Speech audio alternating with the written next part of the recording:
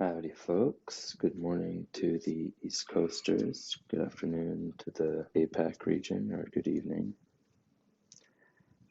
Really early for the West Coasters. We're just waiting for the founders to hop on the call. Good morning, Stephen. GM. Did you get some rest? I did get some rest, yes. I'm ready to go and talk about Orbit. Super excited, actually. Same here, same here. Ed was having seemed like trouble connecting. Okay. Oh, he's up here now. GM, Ed. GM, how are you? Fantastic. Rested. Love For it. yourself. More rested. Still have a ways to go. All right, here comes Harry. Hey, Hello. I got 9 hours of sleep last night. It was amazing. That's too much. That's going to throw you off. It was on top of 2 hours of sleep the night before, so the average is still decent. Yeah. All right. Better than usual. Yeah. So we got everybody here, the founders themselves. Hello, Arbonauts and Web3 community. So today we're going to be talking with the founders about Arbitrum Orbit. You may have read about it briefly in the docs on Medium, but we're here to dive a little bit deeper into it and what that looks like. But as usual, would love to start with some introductions. And for those who don't know the story, this might be a good chance to explain how Off-Chain Labs and Arbitrum came to be. I'm sure you love telling the story. I guess it goes back further. So, Ed, why don't you start? Let's give the earliest day of the Arbitrum story. Yeah. So the story goes back to 2014. I was a professor at Princeton then, and we held a conference about blockchain technologies. This was one of the really early technical conferences on that topic. And I got super excited at that about smart contracts. Even though there weren't any smart contract-based chains yet, it was clear that smart contracts and smart contract-based chains were going to be a big deal. But it was also clear that scaling was going to be a problem. And so we started thinking about how could you scale these systems so that you could get more throughput than you would get by doing it the obvious way. And that's what led to the original conception of Arbitrum back in early 2014. From there, it was a sort of long and winding path to forward. In the fall of 2014, a group of Princeton undergraduates built a very early version of Arbitrum as a course project that I supervised. Then it sat on the shelf for a while until one day in early 2017, when these two PhD students called Harry and Stephen came into my office and said, hey, remember that Arbitrum thing that you were working on back before you went off and did other stuff? Because I had gone off to work at the White House for a couple of years. Anyway, I came back and Harry and Stephen came into my office one day and said, let's work on Arbitrum again. And so we picked it up and started to really flesh it out and try to get closer to complete design, so that we ended up publishing an academic paper about Arbitrum in the summer of 2018. At that point, we realized we knew, or thought we knew, how to build a product that would actually solve a need in the market that we saw developing, namely the high price of gas on Ethereum. And so we started working at that point. We started the company in early 2019 and really built from there. It took a long time of figuring out, improving and building and talking to people about what they needed, but eventually we were able to release the first version of Arbitrum in August of 2021. And then from there, the rest is history. So whenever I hear you mention the White House, I always want to dig deeper, but we'll save that for a very special AMA with just you. White House AMA. Oh, a different type of governance AMA.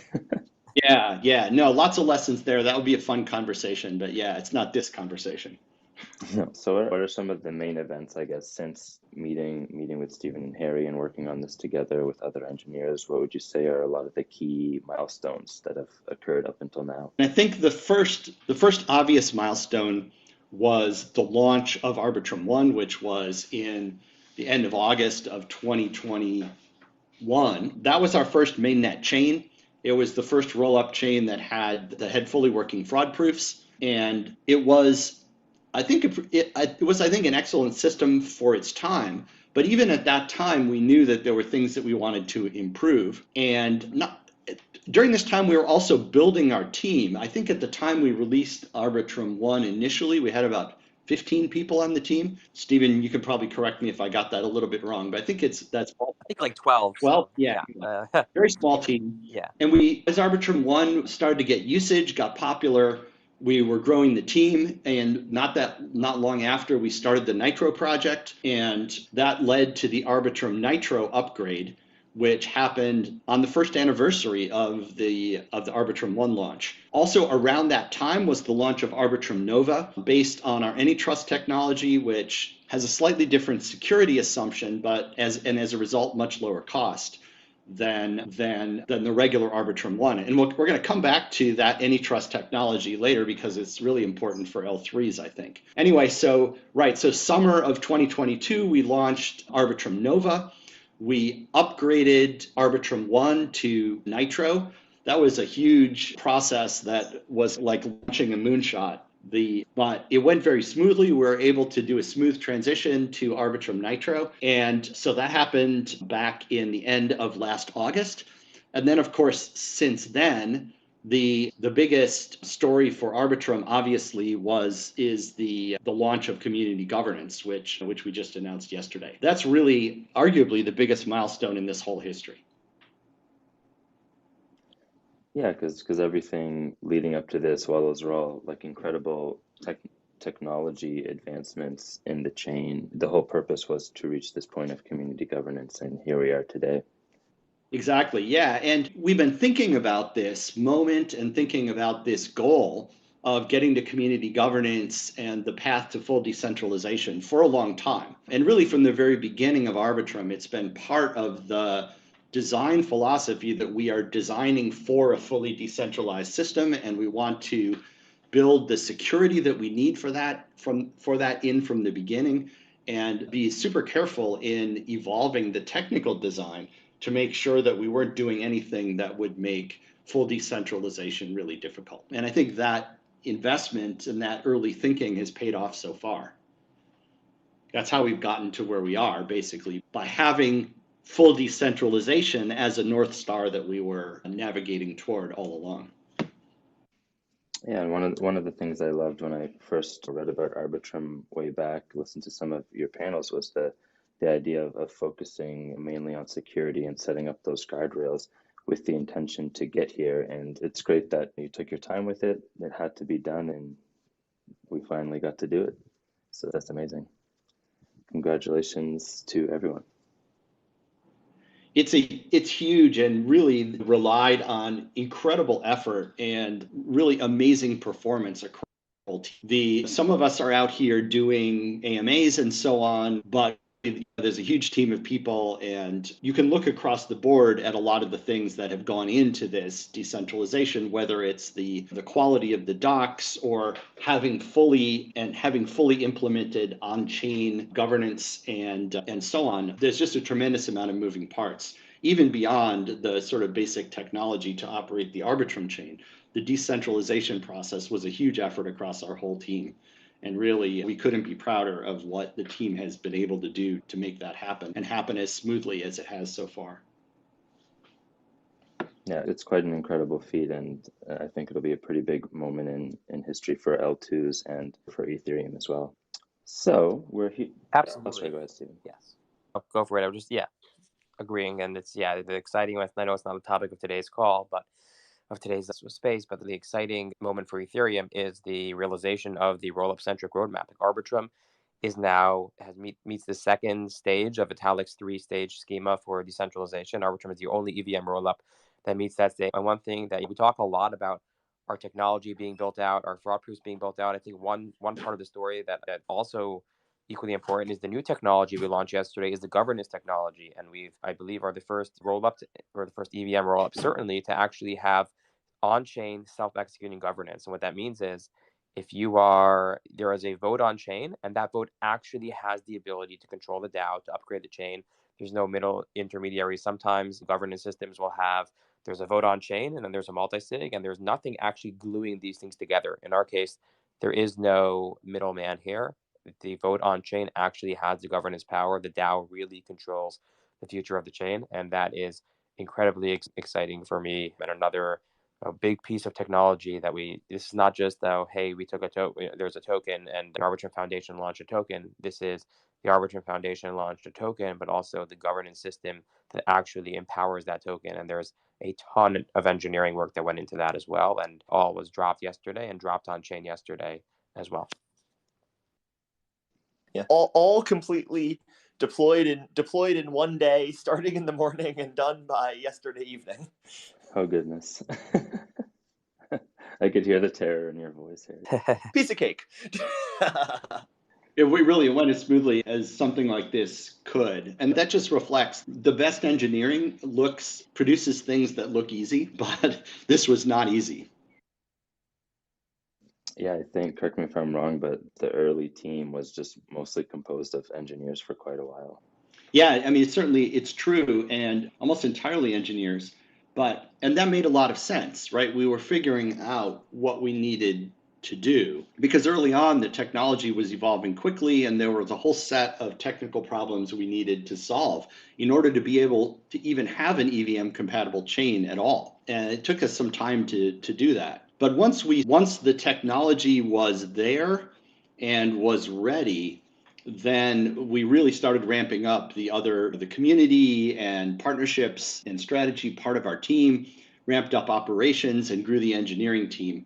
So there came a moment when it made sense to really accelerate. Yeah. The Arbitrum ecosystem has always been tech first, and the development of the initial development team at Off-Chain Labs went that direction as well. And basically, initially, it was just technical people. And it got to a point where we had built something that people actually wanted to use. And that drove the need for the partnership team. And then at some point, there was a need to market this. And actually, the first marketing hire in the Arbitrum ecosystem was only brought on maybe 6 or 8 months ago. Really, everything's always been driven from the tech and the community and building organically from there rather than trying to market something that didn't exist and putting that first. For us, the tech has always led. And as we go into this new phase now, where the Arbitrum Foundation takes over control, one thing that exists and puts these values, sets them in stone. If you haven't looked at the Constitution yet, at the very end, there's a set of values there that really tries to enshrine the importance of Ethereum aligned, the technology first, security first mindset. And this is no longer in our control. But as we set off this ecosystem to fly on its own, those are the core values that have always driven it, even though they hadn't yet been properly expressed or formally expressed. And our expectation is as the Arbitrum DAO and Arbitrum Foundation take control of the ecosystem, those core values will remain, and the security first and technically first will drive every decision, ideally, that the DAO makes. Yeah, I hope the approach that was taken with Arbitrum inspires a lot of builders of the future for Web3 to focus on the tech and focus on building things out, and then realizing people will want to use it, and then going into pushing for the marketing side of it, because that seemed to have worked quite well. Absolutely. Let's talk about the nuts and bolts of today's AMA, which people know as now Arbitrum Orbit. So first of all, why now announce it, and what is Arbitrum Orbit?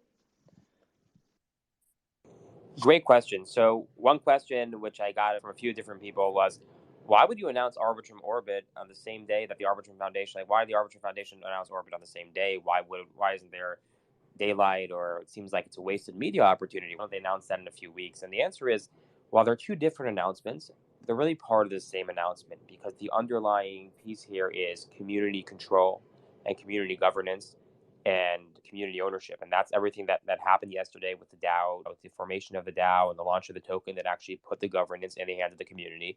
And part of that is that there's the Arbitrum chains, and that's Arbitrum 1 and Arbitrum Nova currently. There's the Arbitrum ecosystem and fostering and continuing to foster and grow that ecosystem. But there's also the Arbitrum technology. That's the underlying technology that powers these chains. And the question is, what is about the future of the Arbitrum technology? How easy will it be for others to build on this technology? Will it even be possible for others to say, hey, we want to build an Arbitrum chain? And what Arbitrum Orbit does, two things. It makes it easy and permissionless and open, completely open for anyone to build a layer 3 chain that settles on top of one of the Arbitrum L2. So you can build a layer 3 chain on top of Arbitrum 1 and Nova, and you can go ahead and take the code and do that right now. You can modify the code, customize the code to whatever needs you want. I encourage people to be careful of that and make sure that the code is secure and audited before they put it out. But the idea is the code is not restricted at all if you want to launch a layer 3 chain that settles in Arbitrum. And we think that will build the community, will not only become a community of, it's already the number one layer 2 scaling community, but it will also be a community where people can launch application chains, which is something which I'm sure we'll get into soon of why people are doing this and why they want to. But that tool is now in the hands of developers, and in particular, the best scaling technology, which is the Arbitrum Nitro stack, is now available, and this includes both the roll-up form of Arbitrum as well as the AnyTrust chains. These are all available for L3s, completely open, completely permissionless, as long as they're L3s on top of Arbitrum. And then there are other questions like, hey, maybe someone wants to launch a competing layer 2. Is that something that should be licensed? Should they have the ability to launch a layer 2 that's not in the Arbitrum ecosystem, is built on Ethereum? And what the announcement does yesterday, it says, I might have opinions. You, Eli, might have an opinion. Other people might have opinions, and our opinions might differ, right? So, some people might argue it should be open and anyone can build a layer 2, even if it competes with Arbitrum. Others might argue, no, why does an Arbitrum Foundation keep the tech for itself and not hand it to other L2 chains? And the idea is that's the best way to resolve these. There are different opinions. There are diversity of opinions.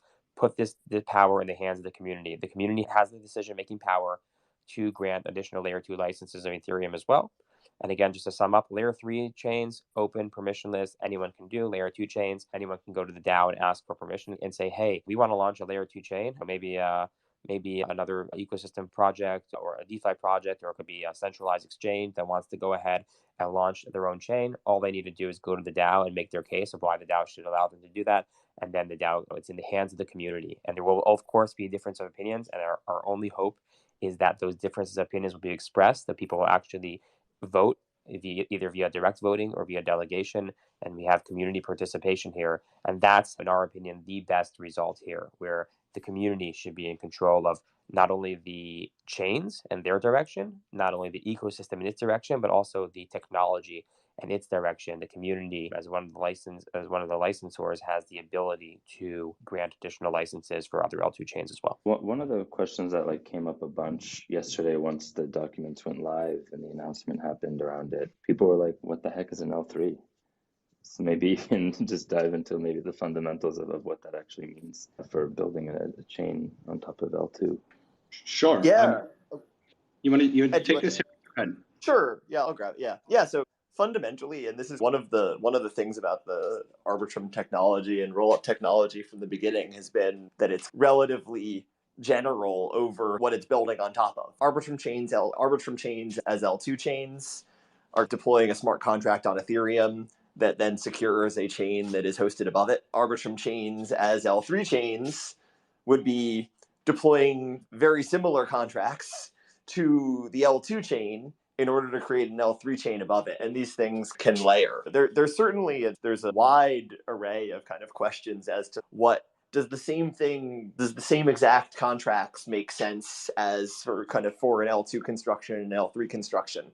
Are there kind of differences in optimizations and interesting patterns that could be used when building an L3 that sort of aren't available for L2s or don't make sense there? And that's one of the really cool things with Orbit is now kind of engineers anywhere can now explore this space themselves, since the code base is available to be freely modified for the purposes of L3s. Fundamentally, why would you want to have a separate chain at all? Why not just do everything on Arbitrum 1? What does an L3 provide? The kind of core, I would say, two biggest things that you get from having your own chain. One is capacity. You have Arbitrum 1 has a gas limit. Arbitrum 1 has around 7 million gas per second that are available for computation and storage. If you have your own L3 chain, you can have your own 7 million gas per second, or however that chain is configured. It would be up to the deployer, which is a really big in capacity, obviously. The other is customization. If you are writing the rules for that L3, you could just have it be a standard EVM chain, or you could modify it however you want with whatever sort of application-specific modifications would enable what you want to build. And that's an area where the sky is the limit. Yeah. So not only do you have the ability to make customizations for your own chain, but one of the big advantages of launching an L3 over doing your own L2 is that you get to build on top of Arbitrum instead of building on top of Ethereum.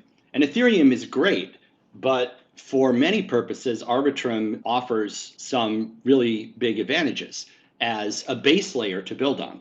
One of them is obviously that there's more capacity on Arbitrum itself and lower cost. And because a big portion of the cost of running a upper layer chain is the resources that you're using at the lower layer, having that lower layer be cheaper and have more capacity means that the cost of operating your chain is going to be lower, even if you don't want to customize anything. But the other thing is that Arbitrum is building out and the Arbitrum community is going to continue to build functionalities that are not available on Ethereum.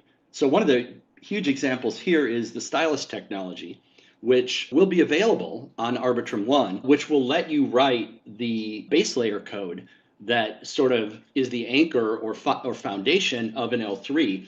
It'll let you write that in a different programming language, Rust or C+, as you prefer, but also be able to get the potentially quite large performance advantages and cost advantages of using stylus as opposed to writing in Solidity.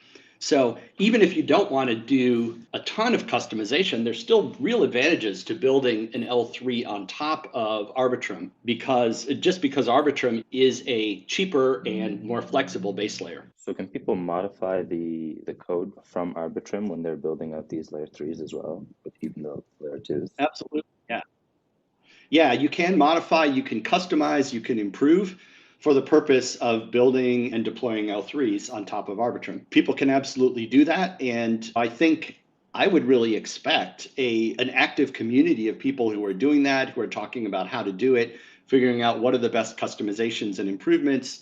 And it's people absolutely can do that. You don't need permission from anybody. That's one of the things that is built into the structure of Orbit, that people have the freedom to do those customizations and share them for building L3s on top of Arbitrum. The only caveat I would give, and this is not a real caveat, but is I would certainly, to anybody doing this, and I hope there are tons and tons of people doing this, I would definitely recommend caution, because building an L2 is not simple, building an L3 is not simple, building systems that are safe and secure and work as expected is definitely a complex thing. It's definitely an area that I think we should see a lot of experimentation, but also hopefully caution. Oh yeah, I imagine when these proposals hit the governance forums, it's going to be quite some complex documents. So for layer 2s, there's a requirement that if you want to have your own layer 2, it has to apply through the governance system. But with the kind of announcement yesterday, for layer 3s, there's no application needed at all. In order to deploy a layer 3 chain on top of Arbitrum 1, it's entirely permissionless. You could just do that tomorrow without talking to anybody, which is wild. All right, I have a lot of work to do. I'm gonna go build one. Yes. So what cases do you imagine people needing to build out a layer 3 or even another layer 2 instead of just deploying on Arbitrum 1 or Nova? For conversations with developers over the course of many months, there are some themes that I've seen where certain teams are interested in having their own chains, their own layer 3s in particular. Here's what I would say. I would break them down into probably 3 categories. There are teams that are just wildly successful, and they say, we want our own priority lane on Ethereum. That's what we want. We don't want to share a chain and share capacity with other projects. And as an example, and this is just an example from the public sphere, not one that I'm saying that anything's going on with Arbitrum, but like Yuga Labs, when they did their other side launch, there was just a ton of congestion on chain, and immediately people were saying, and there was a lot of discussion in the forums of, hey, Yuga should launch their own chain. But people don't want to launch their own layer 1 chain often. They want to be on Ethereum. They want to get the security of Ethereum.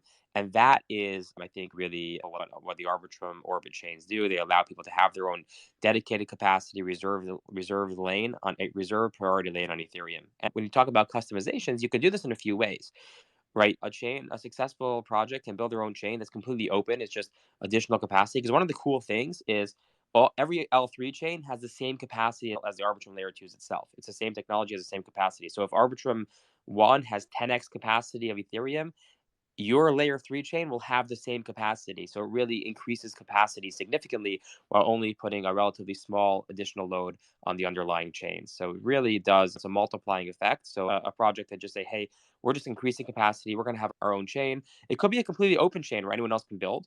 And they're just branded, and its purpose and its focus is for this project.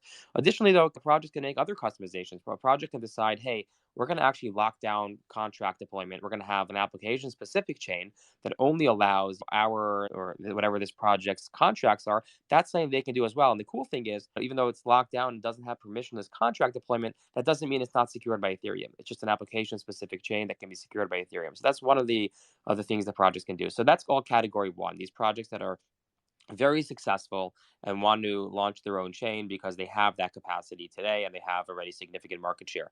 Number two are projects that have the vision to get there, but they haven't gotten there yet. So a lot of the conversations we've had are projects that, okay, I don't need my own Arbitrum chain today. I'm going to start off in Arbitrum One or Arbitrum Nova, but they like to know that there's some growth path. But if they're wildly successful, there's an easy path to, within the Arbitrum ecosystem, build their own chain and migrate there very easily. So that's another category. Number two, just people who want to know that's in their back pocket. A weird analogy for this is like fraud proofs, which you don't tend to use it anytime soon, but you want to know that it's there. Maybe that's a stretch analogy, but the idea is these are just people who want to have that back card and know the launch of the Arbitrum Orbit L3 permissionless and open license means that they know they have that option. That option is there, and they don't have to get anyone's permission. They don't have to go to the DAO. They don't have to go to any centralized company or party or even decentralized. They know that they can, on their own, control their own destiny and launch a layer 3 chain on Arbitrum if and when it becomes necessary. And the third one, and there's some mix between the three, but the third one is there are projects that want to make their own token or their own brand just central to their chain. So a lot of projects, for example, would want to potentially launch a layer 3 chain, maybe an AnyTrust chain that has their token as the fee token. And one thing to clarify here is the Constitution makes it clear that Arbitrum is Ethereum aligned, and the Arbitrum 1 and Arbitrum Nova chains, even though the Arbitrum Foundation announced the token yesterday, the fee token has not changed. So for the governed chains, the fee token remains ETH, and that's in line with the Constitution's values of being ETH aligned. However, another project launching in L3 might not have the same considerations as the Arbitrum Foundation and Arbitrum DAO, and it might say, hey, we want to launch a layer 3, and our token, or their token is what I mean, is the fee token of that chain. And that's also absolutely a change that people can make. So fundamentally, those are the three different types of projects that I would say really that we've seen. Again, there's overlap. There are projects that are successful and might want their own token to be part of it as well, but those are some three different categories. And one thing just to add to this is, it might seem like to those listening, wow, we should all just build layer threes. Like, what are smart contracts? What are applications? Why do we need any of this? And I would caution people, and I think layer threes are the right move for some people, but layer twos and building on the public layer twos are really good moves for many projects as well. And it really depends. And I'll give you a flavor of that. Some of the things I think people underrate is infrastructure. Arbitrum One and Arbitrum Nova have fantastic infrastructure on their chain that includes block explorers built by the Etherscan team, that includes node services like Alchemy, Infura, QuickNode, that includes oracles like Chainlink, and that includes really a whole host of public infrastructure that's available on these chains, like to tools like Dune Analytics and Nansen. Really a fantastic ecosystem of tooling. And replicating these infrastructure providers won't have the capacity to support hundreds or thousands of chains. It just won't happen. So products need to think about, do I want this? A, do I need this infrastructure? And B, am I large enough? Am I important enough that these infrastructure providers will build on my chain? That's one important consideration. Number two is just synchronous composability. There are, and I'm sure we'll talk about on this space, things that Arbitrum Orbit can do that allow layer 3 chains in the future to communicate better and more easily and more seamlessly than completely distinct blockchains. There are benefits that are technological advances and technological directions that will enable that. But fundamentally, they're not on the same chain. And a project might say, hey, I want to be on Arbitrum 1 because I want to be on the same chain as, say, Uniswap. I want to be co-located with GMX. I want to be on the chain with this liquidity. So there are definitely pulls to be on the same chain. But for other projects, they might say, hey, we're just an island. Maybe I'm a game that doesn't need any interaction at all. And that's okay. So it really is project dependent. So there's no like silver bullet here or clear winner where it's, oh, layer 3 chains are better for everyone. No, it's really a consideration of what is your project? Who do you need to be with? What infrastructure provider do you need? How successful or how much on-chain volume do you intend to use? And these are all a basket of considerations that go into effect when people need to decide, should I be building a layer 2 application? Should I be building my own layer 3 chain? Should I be building starting a layer 2 and have growth plans to, if and when certain metrics get hit, to move to a layer 3? These are all possibilities. But the cool thing is, we're putting, and the foundation with this announcement of Arbitrum Orbit is putting the tools in the hands of developers that they can make these decisions. They can analyze their own needs, they can analyze their own business goals, and make the decision to launch their own layer 3 with the best technology available, and that is the Arbitrum technology stack. They can make their decision to launch a rollup, to launch an AnyTrust chain as layer 3. They can make their decision to launch on the Arbitrum public chains. And these are tools that are now in the hands of developers, and they don't need anybody's permission to use them. It may not always be. They'll have a decision to make. They'll have to consider their own circumstances of which one they want to use, but they'll all be available to them, which is, I think, the most exciting thing about the Arbitrum Orbit announcement. Let me jump in and talk about one more use case. As a research guy, I'm actually really excited about what people will be able to do with L3 chains via Orbit in terms of research.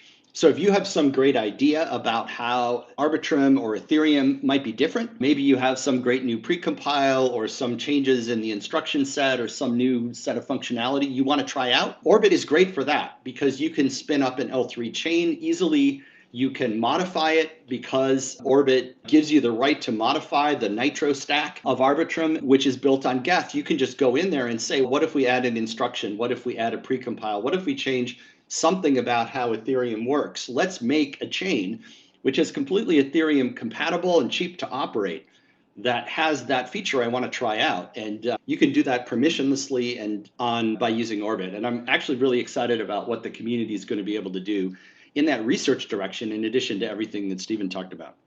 So, like the first thing that comes to mind when you're mentioning all these different types of protocols that might want to make an L3 chain. First of all, I think of a lot of specific protocols. I won't name any, but I'm curious if they launch an L3 chain, let's say they're a protocol that has projects building under their umbrella of liquidity, let's say Synthetics, for example, if they built an L3 chain, would all the protocols in their like liquidity umbrella be able to deploy on their L3 chain? Does it work that way, or is it more so the dApps themselves just operate their protocol as an L3? Really, that's like the sky's the limit here, and that's a question of customization. You can launch an L3 chain that has the exact same permissions and the exact same features as the Arbitrum public chains, like Arbitrum 1 and Arbitrum Nova, that have open and permissionless deployments and their entire ecosystem can deploy. But you can also launch an L3 chain that says, hey, only these keys or these particular addresses can deploy contracts. So it's really, again, another tool that's completely in the hands of these developers to decide how open or not open they would want to make their L3 chains. The technology is there for them to make these choices, but both of these are possibilities. That's really interesting. If they use Ethereum as the way to transact with gas, does that mean that consensus and what is true resolves on Ethereum, therefore being secured by Ethereum, like Arbitrum 1 and Nova? Yeah, Arbitrum 1 and Arbitrum Nova have their security anchored in Ethereum, and a big part of what is great about Arbitrum right now is how solid that security is and the work that's being done to improve it. And so if you build a layer 3 on top of Arbitrum 1, Arbitrum 1 has a security foundation in Ethereum, and your layer 3 has a security foundation in Arbitrum 1. And so that sort of linkage of security bases itself all the way down into Ethereum. So yeah, so you get to benefit from the decentralized security of Ethereum by building a layer 3 this way. Of course, anyone can go off and make their own layer 1 chain, but you don't get the security that you would get by building within the Ethereum based stack. So yeah, you get it, and you get it, and you don't have to do any extra special work in order to get that security anchor, because Orbit-based chains will have that out of the box. And are there projects already that are looking to build an Orbit chain? And can you talk about any of them already?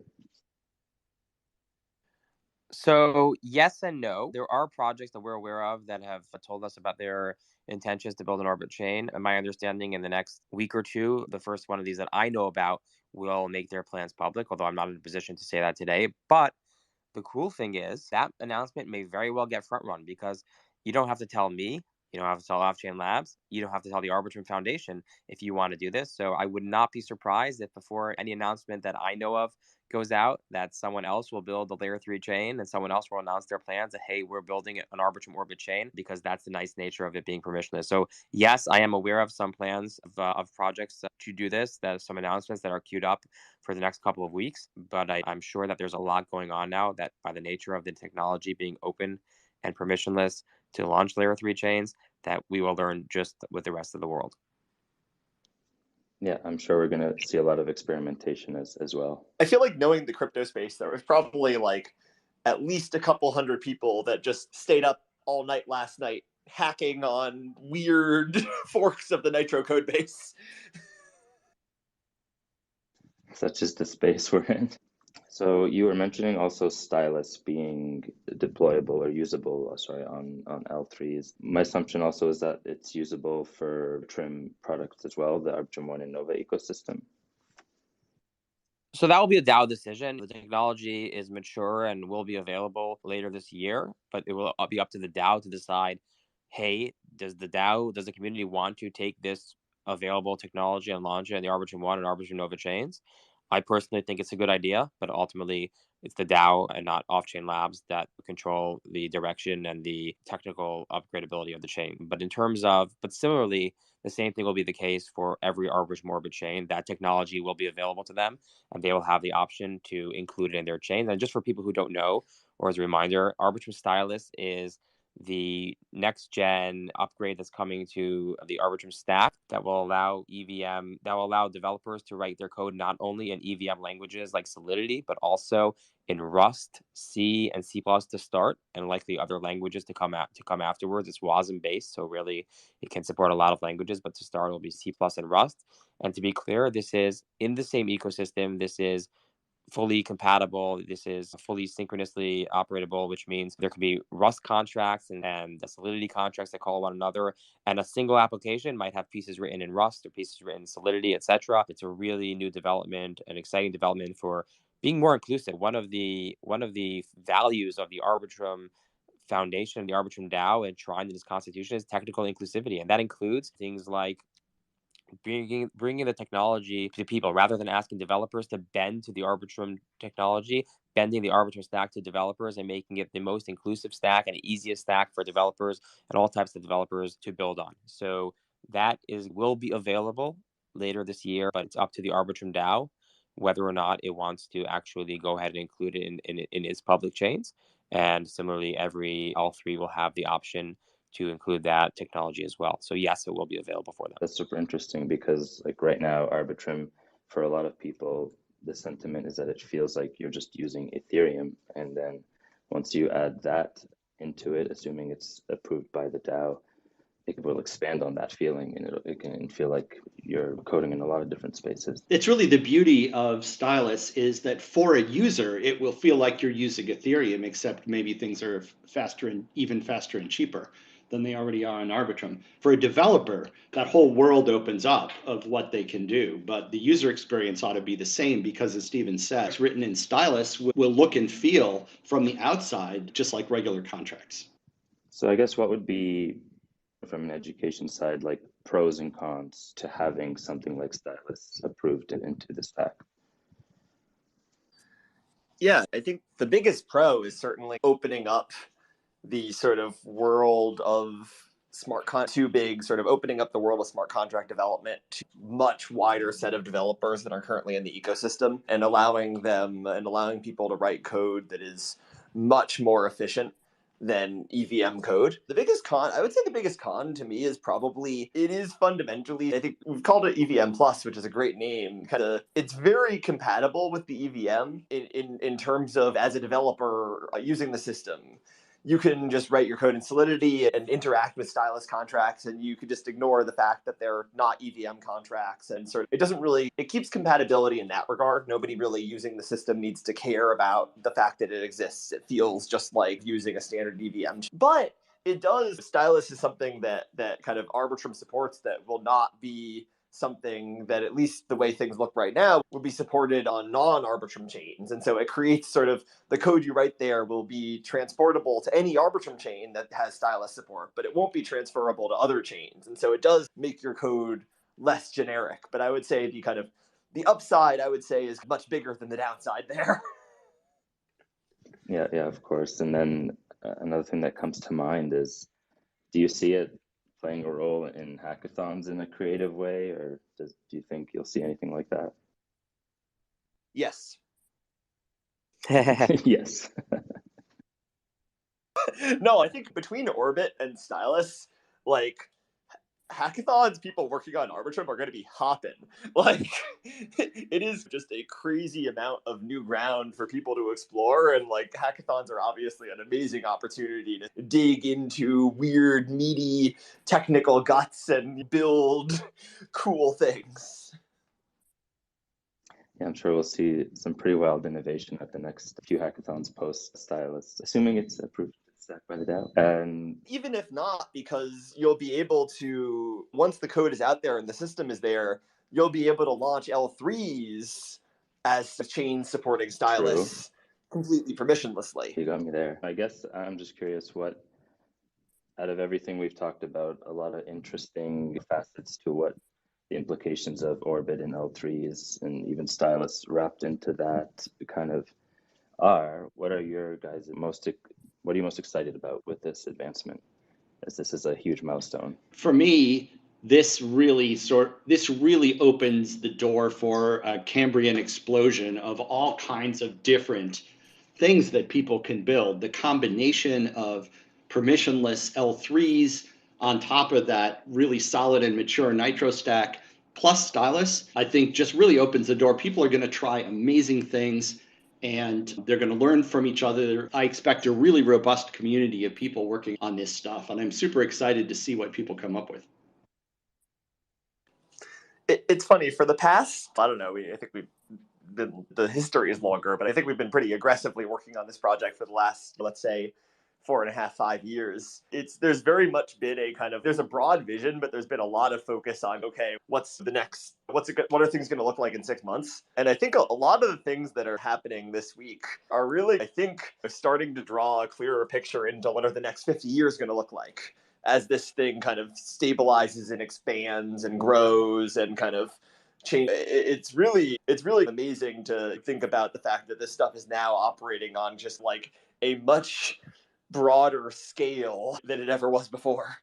Yeah, I would agree with all that. And yeah, what I'm, I guess, most excited about is the innovation that this will enable, and also the community participation. Arbitrum has always been about not one team, but a community, and we've seen the explosive growth in the Arbitrum ecosystem, and there are sub communities. I'll give all the the magic folks on E out there. We have these sub communities with their own subculture, and super excited to see these communities grow. And now there are just more opportunities for the communities to be involved, and people can feel like they're not participating to someone else's project. They're participating to their own project and choosing the direction of something that they have a say in. They have a piece of control in and control of the future. And that is true for individuals, and that's true for projects as well.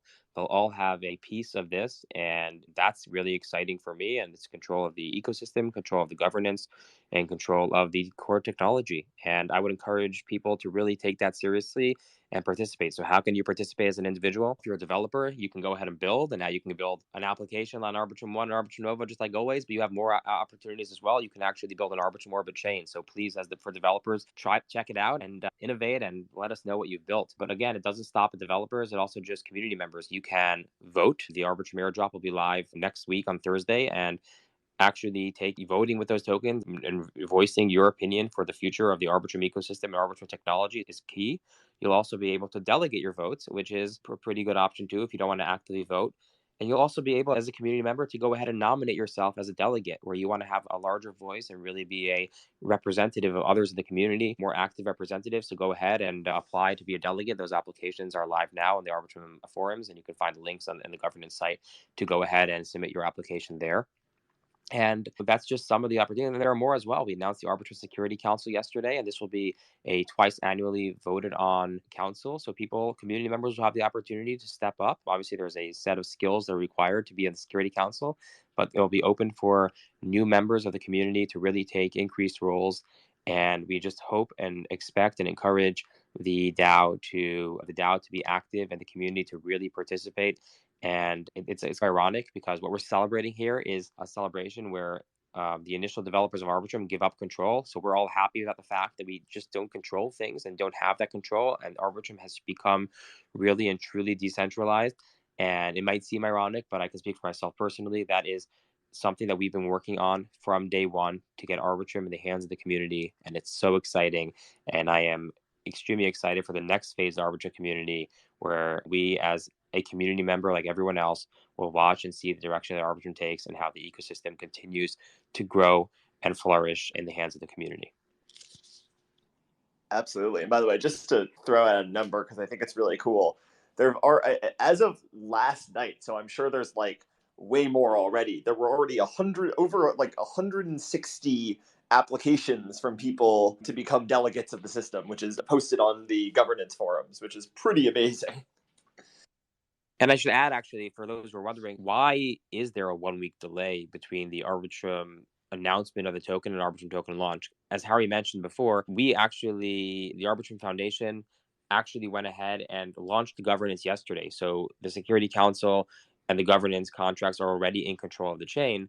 So what's happening for this next week? Why is the token not claimable today? And again, that was in the spirit of openness and fairness and inclusivity. The only reason for the 1 week delay is not a technical reason. The smart contracts are there, and actually this 1 week is just enforced by the smart contract.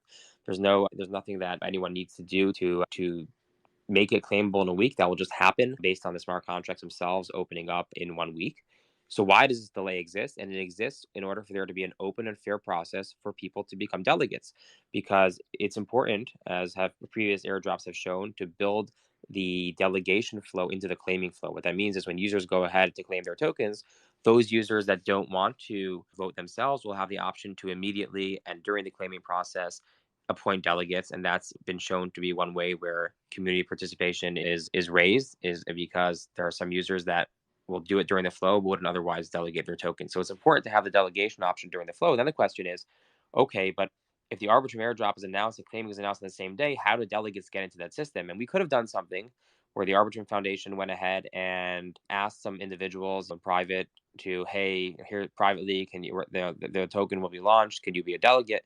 But that's not in the spirit of Arbitrum ecosystem. It's not in the ethos of openness and inclusivity that the Arbitrum ecosystem is founded on. Instead, the process was chosen to delay 1 week, and during this week, the point of this week delay is to give the opportunity for community members, a diverse set of community members. Like Harry said, 160 community members have already applied in the 24 hours since this announcement has been made, and we're sure more will come over the course of the next week to make sure that there's a diversity of voices represented in governance. And one other thing which I'll mention to this effect: members of the Off-Chain Labs team have been instructed not to vote with the tokens that they have and they will get.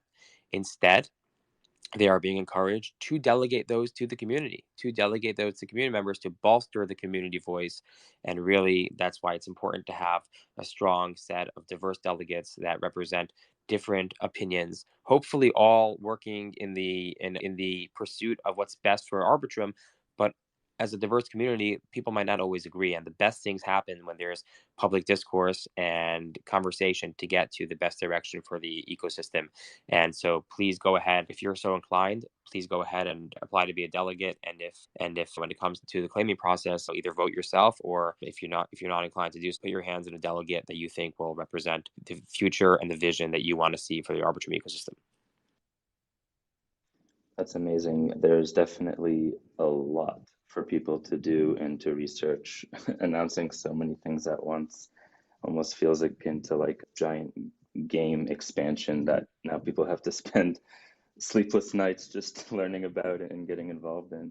The airdrop announcement, the DAO, the documents explaining the governance, Orbit with L3 implications, L2s being something people can vote in through the DAO, the stylus integrated through all of that potentially. There's a lot of things here, and that doesn't even scratch the surface. If people want to get involved in the conversation around governance, they can already do. I believe it's forum.arbitrum.foundation. And also, Tally announced that the Arbitrum DAO is live on their platform, and you can already register to be a delegate there as well. I'm personally excited to see the implications the Orbit chain technology has on the security, scalability, and decentralization for the future of Ethereum and Arbitrum as well. Likewise, and thank you everyone for tuning in today. And thank you in advance for your continued support of the Arbitrum ecosystem. And hopefully people will take this as an opportunity to just get more involved as an active community member of the DAO. Yeah, and thank you, Stephen, Harry, and Ed for your time once again. You guys have made yourselves quite available the last few days, and hopefully you can get some rest at some point in the near future.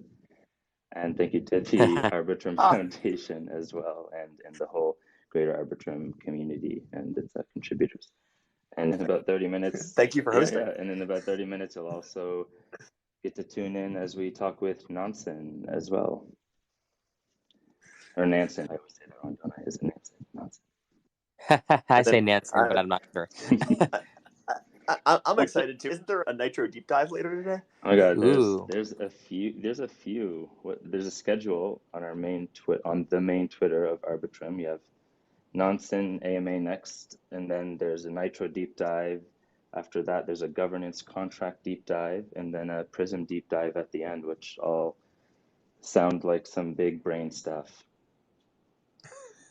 I'm excited for that as well. Yes, and thank you, Eli, for hosting. And I know there were those out there that thought that for sure that once the tokens announced, there will be no more AMAs, and here we are with the official AMA day 1 day later. So hope everyone enjoys them. Yeah, don't worry, Arbitrum. AMA Arbitrum will continue on. Xenon love. All right, thanks everyone. Thank you. Thank you. Bye.